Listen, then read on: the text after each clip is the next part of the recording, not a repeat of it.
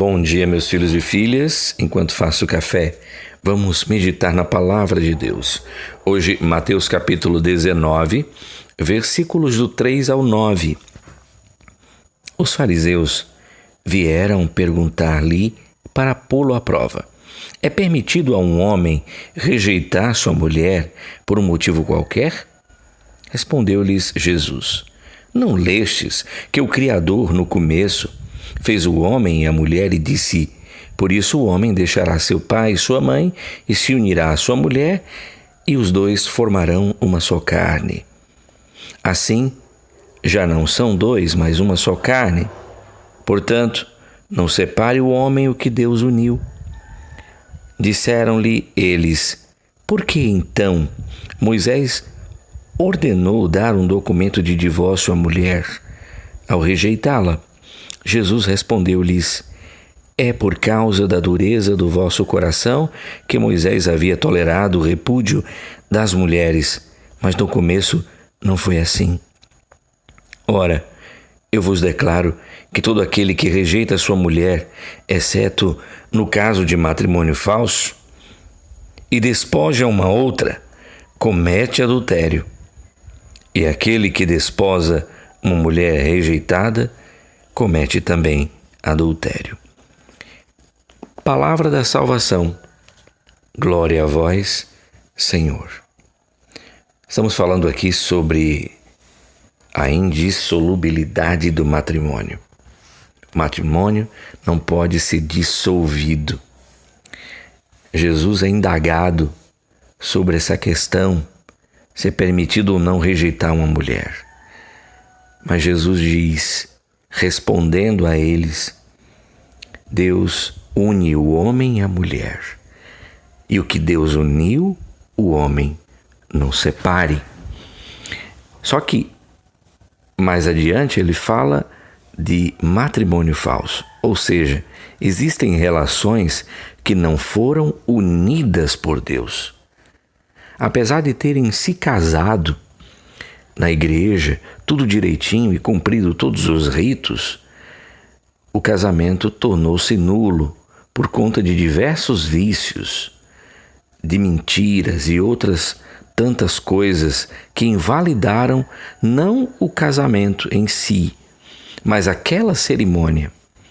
Eu conheci um padre que dizia: Magela, às vezes dá vontade de celebrar um casamento com um narizinho de palhaço, porque parece um circo. Aqueles dois estão fazendo uma festa social e contrataram um padre para fazer parte do teatro. Porque é só algo social, não tem nada profundo. Veja, por que na nossa arquidiocese, em muitas, não é permitido que o casal se case num buffet? Tem que se casar na igreja, para ter a noção de que se está fazendo não é algo social. É um sacramento. É o próprio Cristo que eleva o matrimônio a um sacramento. E nessa semana da família, nós precisamos mergulhar nesse mistério do amor conjugal. Quando se diz que Deus é quem une, é porque essas duas almas tão diferentes, essas duas criaturas tão diferentes, às vezes um de um lugar distante, se encontra com o outro, e esse encontro se dá desde a eternidade.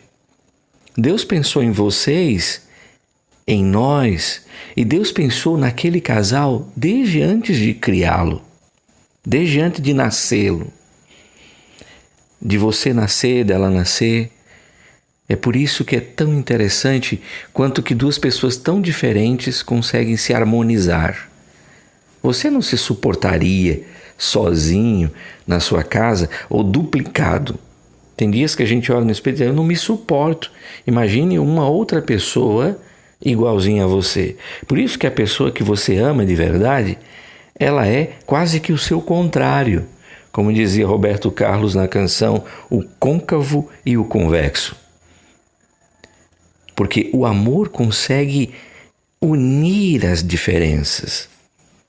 E é porque ela é diferente de você, e é porque ele é diferente de você que você o ama. E aí vem o matrimônio. E no matrimônio, gente, há uma cumplicidade dos dois. Deus vem em primeiro lugar, que é aquele que une vocês. Depois, esse amor dos dois se gera vida. E aí vem os filhos. Mas os filhos não são o ponto mais importante do matrimônio. É tanto que não se anula o matrimônio por não se ter filhos. Não é essa a razão.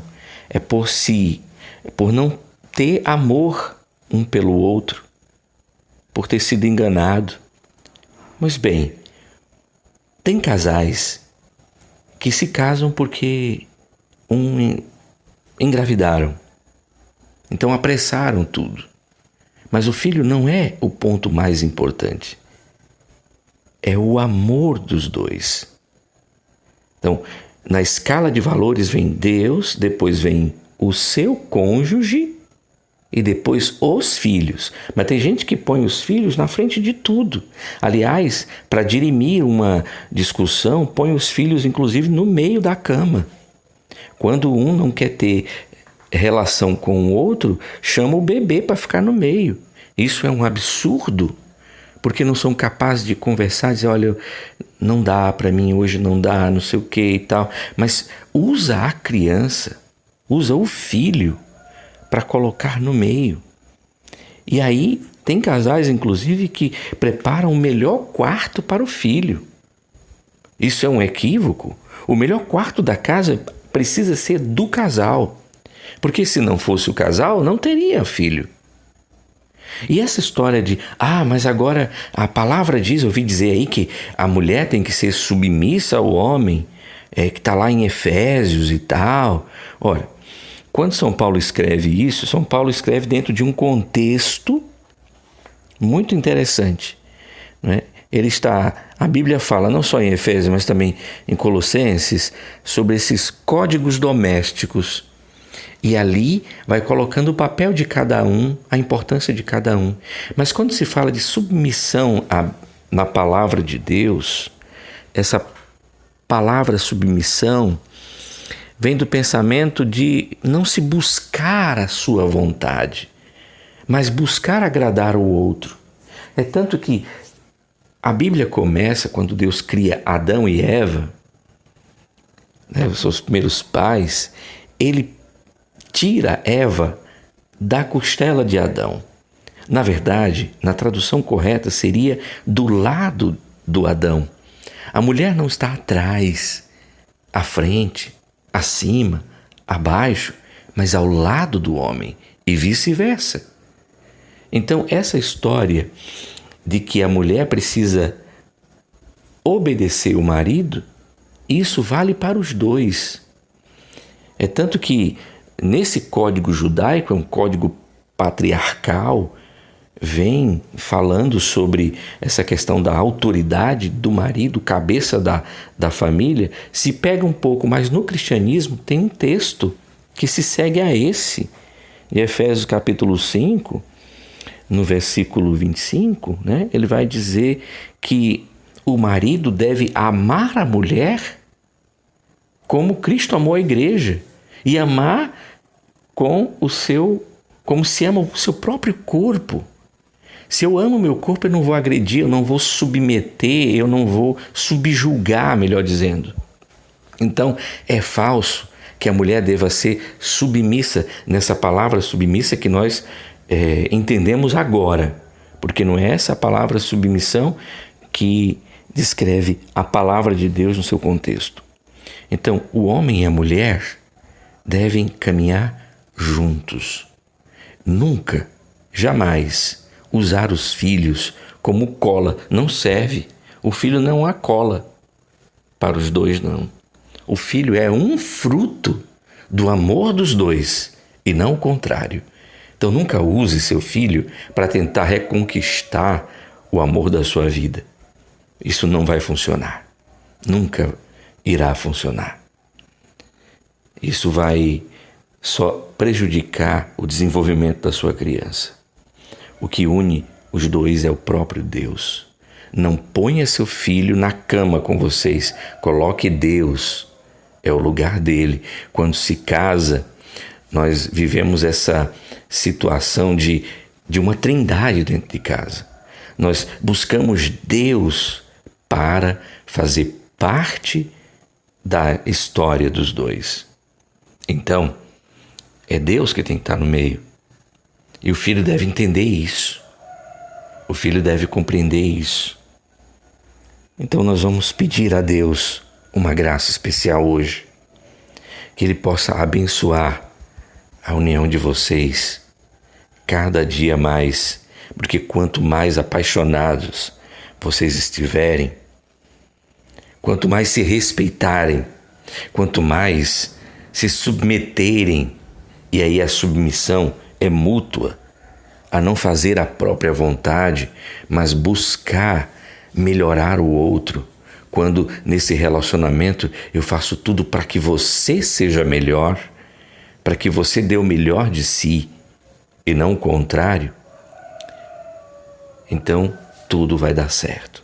Se teu matrimônio está em crise, é porque você colocou outras coisas no meio dele. Tem que ser Deus. Deus é que tem que estar no meio.